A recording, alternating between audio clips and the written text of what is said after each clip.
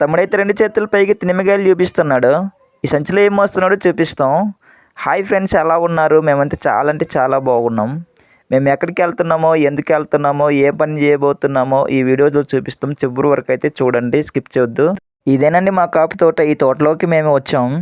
ఇదైతే మా కాపు తోట గట్టున నాటిన పైనాపిల్ మొక్క. ఇందులో అయితే ఒక కాయ అయితే కాసి ఉంది.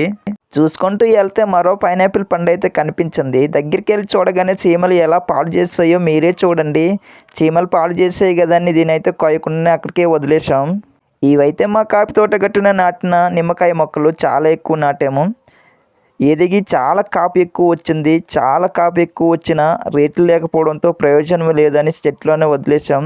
మా తమ్ముడైతే 2 కాయలను కోసుకొని చూపిస్తూ ఉన్నాడు. కింద పడిపోతున్నాయి, అనవసరం పాడైపోతున్నాయి, ఎవరికైనా తీసుకెళ్ళి ఇచ్చేద్దాం అనేసి అన్నాడు. వద్దు, ఎందుకు అనేసి అన్నాను నేను. నిమ్మకాయలు కావాలనుకుంటే వారి తోటలోకి వచ్చి కోసుకొని తీసుకెళ్తారులే, వద్దు అలానే చెట్లలోనే వదిలేద్దాం అనేసి చెట్లలోనైతే వదిలేసాం. లేత లేత కాపికాయలు ఎంత చక్కచక్కగా పచ్చపచ్చగా కనిపిస్తున్నాయో మీరే చూడండి. మేమైతే మా తోటలో కాపు మొక్కలను తీయడానికైతే వచ్చాం. తోటలో కాపు మొక్కలు అయితే చాలా ఎక్కువ మొలుచున్నాయి. తీసి మా తమ్ముడైతే సంచిలోకి వేస్తున్నారు, మా మాయ వాళ్ళు కావాలంటేను. తోటంతా తిరిగేసరికి మా తమ్ముడు చెప్పులు అయితే ఊడిపోయాయి. ఊడిపోయినవన్నీ కట్టేసి సంచుల్లోకి ఏ విధంగా తీసుకెళ్తుంటే మా తమ్ముడిని కొమ్మలన్నీ అడ్డేస్తున్నాయి. ఎంత కష్టపడుతున్నాడో చూడండి మీరే.